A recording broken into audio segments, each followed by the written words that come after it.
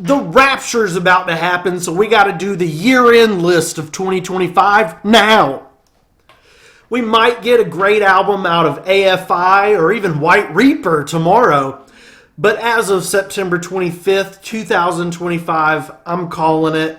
These are the top 10 albums of 2025. But before I actually give you that, I'm going to give you my honorable mentions and my 11th and 12th favorite albums also. But I swear this is a top 10 list, not a top 17 or a top 12 list.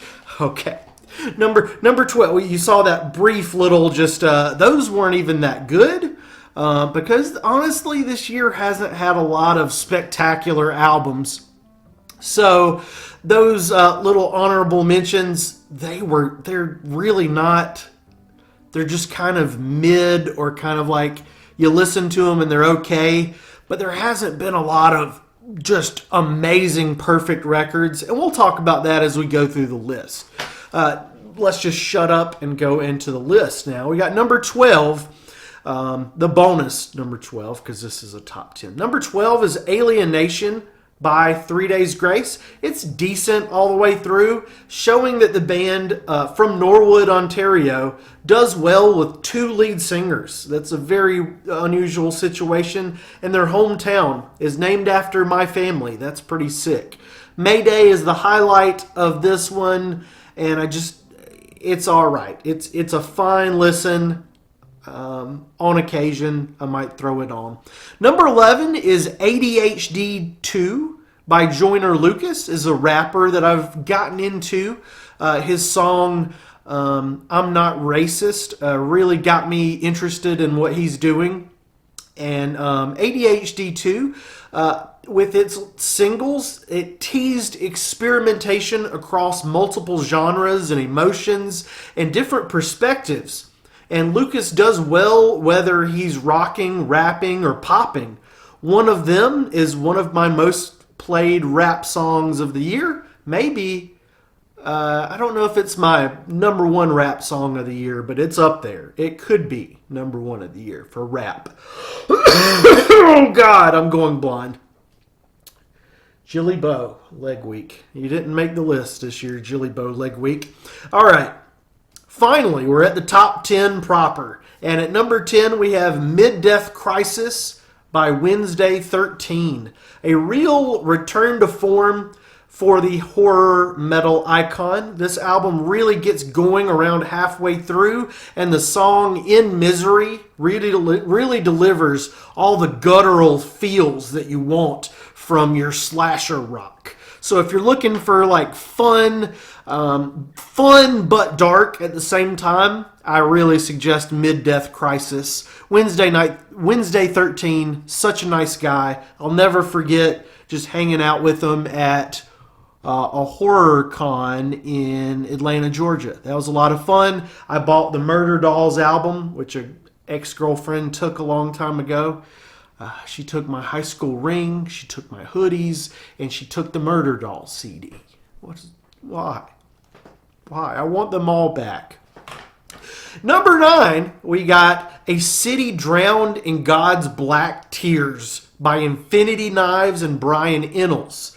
This is a wildly experimental hip-hop album that actually has some jaw-dropping and shocking lyrics in 2025 when I thought that you could not be shocked and your jaw could not be dropped. This is a nasty, disgusting, expletive, fun listen with a bunch of genres mixed in as well. I really love that hip-hop is starting to embrace the weird from other genres. It's really welcome. The Iron Wall is my favorite, but the Chinese Buffet and 6 out of the 9 tracks on this one are bangers. So it's not a perfect album, but it's really good. And we are moving into the solid or good album territory now, this far down the list. So that's pretty exciting. maybe 2025 wasn't as bad as I'm remembering. But like I said, there's just not a ton. Usually when I do a year-end list, I get like 30 or 40 albums. This year, it was pretty easy to get it down to 10. Number 8, we got Adventure Club by Laura Jane Grace and the Trauma Troops. And unfortunately, this album can't be promoted or toured due to the implosion of the band Laura Jane and the Trauma Troops. As far as the drama, skip, as some YouTube channels would say. What is that? The movie thing. Skip, and just enjoy the music. Skip the drama, listen to the music, and decide for yourself. Wearing Black, Poison and Me, and Walls are the stellar song choices, but the song that really pulls at my heartstrings, my little black heart, is I Love to Get High, which sonically and emotionally, it echoes Lazy Bones by Green Day in a lot of ways. It's a dour message in a cute fun little bottle that stick in your ear holes. Smash it on your face and bleed on your sleeve, you fellow weirdo. I'm not weird. You're the one that's crazy. Yeah, I'm not crazy. In an institution. You're driving me crazy. All I wanted was a Pepsi. Number 7, best album of 2025, is Addicted to the Violence by Scars on Broadway. I'm not calling them Darren Malakian and Scars on Broadway, all songs written by Darren Malakian, not Serge Tankian, or whatever this band wants to be called. It's Scars on Broadway. The other one just doesn't roll off the tongue, Darren. I'm sorry. Danny and Lisa. Addicted to the Violence, while not as endearing or special to me as the first albums, it's a very good album from front to back. It's solid. And while that is the case, Your Lives Burn very much sums up your news station, or what they might be talking about on your news station at any given moment, 24 hours a day, 7 days a week. That's why you should watch my channel instead of the news. You don't need to know what's going on out there. All it is they're going to tell you people are angry. Green Day are not Republicans. Oh my God. Oh God. And then they'll make just these stories like people are burning Harry Potter books in their furnaces and eating bats. They're eating the bats. Don't watch the news, people. Watch me. Watch this. Watch me watch this. Number 6. Have we reached perfection yet? Have we reached the perfect albums yet? No! This is just a tribute. But where Scars on Broadway had a more broadly very good album, this next one is I Felt Better by Dinosaur Pileup. And this is our first UK band. This album has more highs than Scars on Broadway did or does. Big Dogs is my favorite goofball anthem of the year, I think. About to Lose It, Love's the Worst, My Way, all showcase a genius comprehension of grunge, alternative rock, hard rock, and it's all blended into a very digestible, form-fitted cake. If you haven't enjoyed anything by Dinosaur Pileup before this year, that's okay. I don't care for really any of their other albums. I did their catalog. I've ranked them in my band thing system, and I don't really like any of their other albums. They've got all the other albums have one or two good songs, but this album is pretty consistent. It's got a few skippable songs, but this one, again, even if you hate Dinosaur Pileup, this one's very different for them. It's very, I'd say it's more mainstream, more accessible, and just kind of a crunchy, a different perspective from a rock band. I really like that a lot. It's got some cool stuff despite being mainstream. Number 5, we got Skeleta by Ghost. And I've debated the perfection of Skeletor over the past few months. But, I don't think it's there. I just can't get behind the tracks Cenotaph or Excelsius. They're really hard to spell. They're really hard to say. But the rest of the album, other than those two clunkers, the rest of the album just shoots love rockets into my eyes, whatever that means. Soaring beauty of 1980s synth pop metal spread across bread on every track. Except for those doofy songs that I've called out already. I don't revisit this Ghost album very often, or as much as the next albums that we're about to talk about. But it's just a fun ride all the way through, all the way across the peace field. The highlight for me right now is Guided Light. That's one that I've come back to. Because I've kind of overplayed some of the pre-album singles from Ghost. I've played those into the ground. But for this entire video, let's just say go UK and go Sweden. You like rock music now. That's my new catchphrase. That's a phrase that I'm using all the time. And another one is, do big dogs really eat for free? My son heard that in my review for that Dinosaur Pile-Up album, and he just gets a kick out of it. He's like, you're not as funny as a have a good day. But he said my catchphrases are pretty good. They're not the best in all of Time and Space and Coffee, but they're pretty good. They're pretty good. Do big dogs really eat for free? Do they? Do big dogs really eat for free? And in the song, the big dogs, like the first verse, his friend wants to be a big dog. He wants to drive a sports car. And then the second verse, he's like, oh yeah, by the way, I'm a big dog. So I got the free pie. Because the girl said, you don't have to pay for that. And I asked why. And she told me, you was a big dog. You eat for free. Do big dogs? Okay. All right. Are we into the perfect albums yet? I think we are. I think we're into the top 4. Yeah, we're in the top 4 albums of 2025. And we got Who Believes in Angels by Elton John.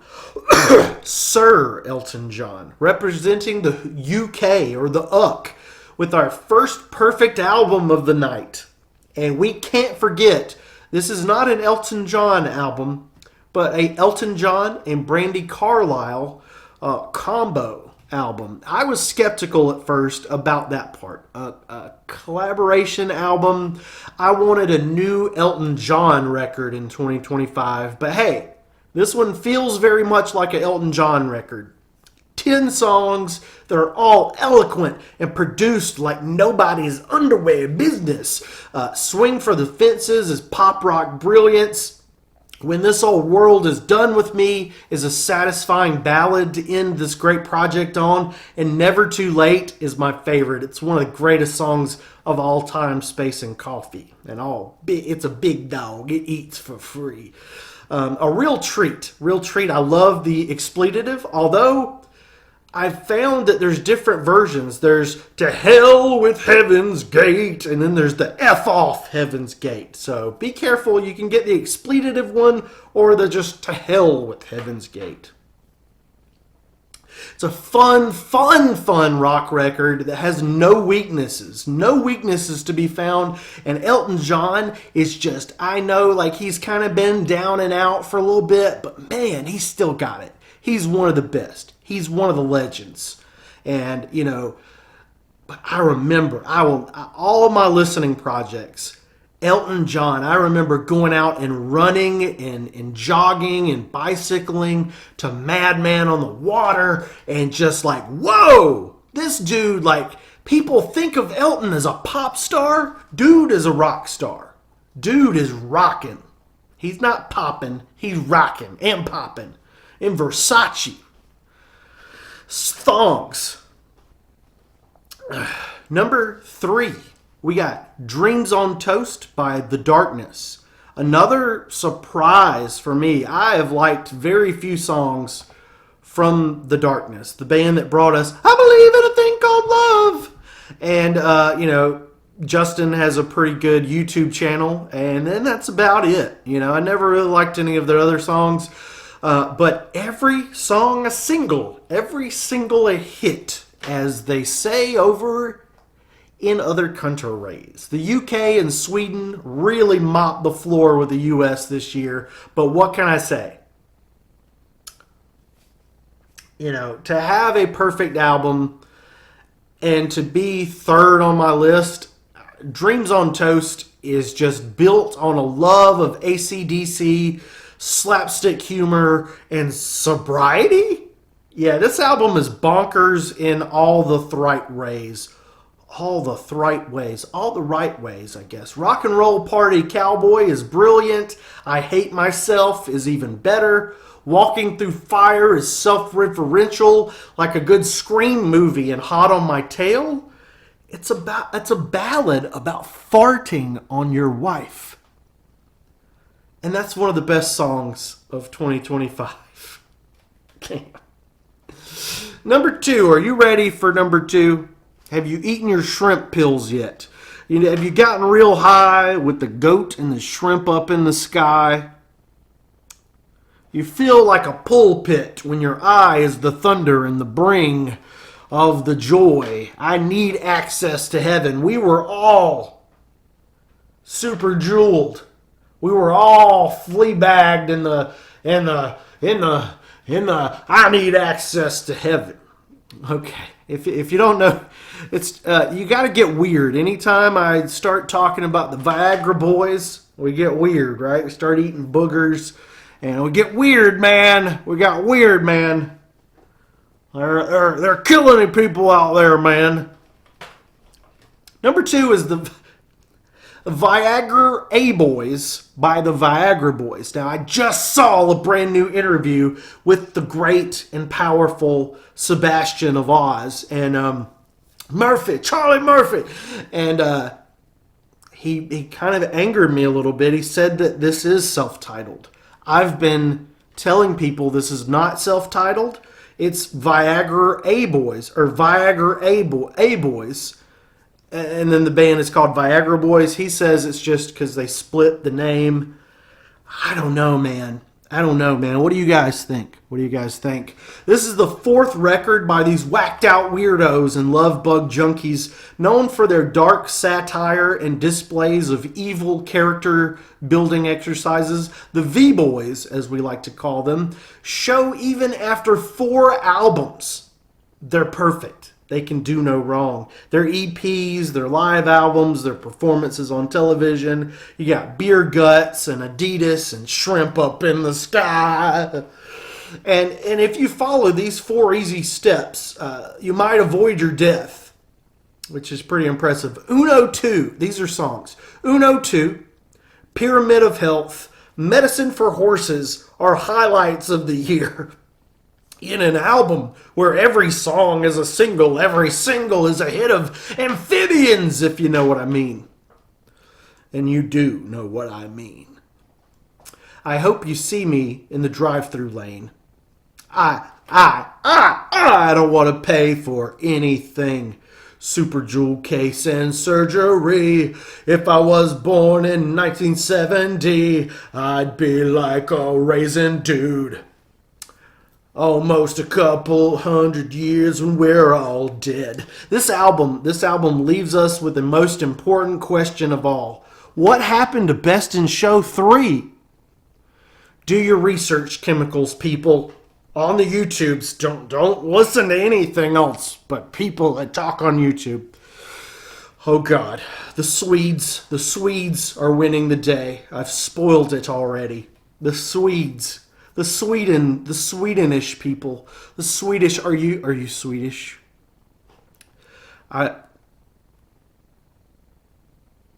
Number 1. We've got the best album of all time in space and coffee, at least in the year of our Lord 2025. The Swedes win the day with an album. It's supposed to be here in between Hansen and His Holy Hill and Institute. I guess it would be after His Holy Hill. Is that a snake? I think there's a snake in my studio.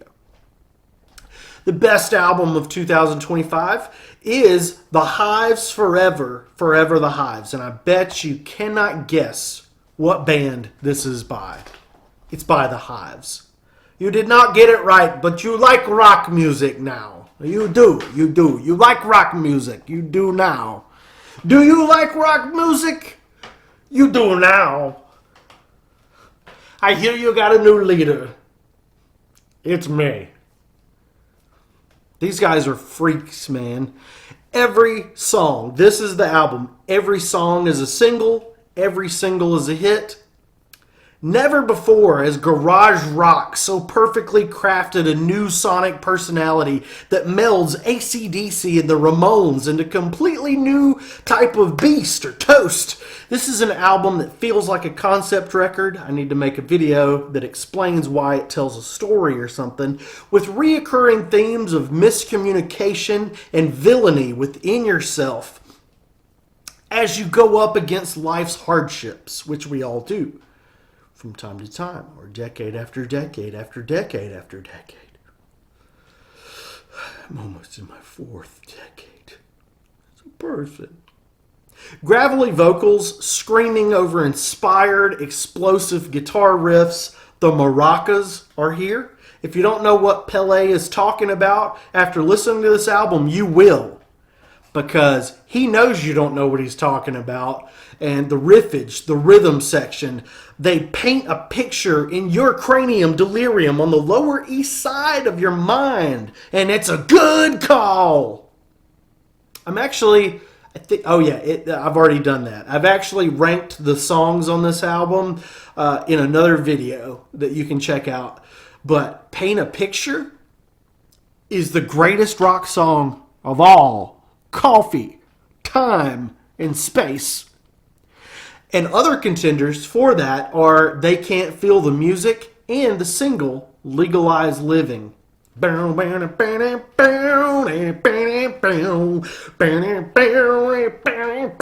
album is energetic, bonkers, and creative. There's something stuck to my toe.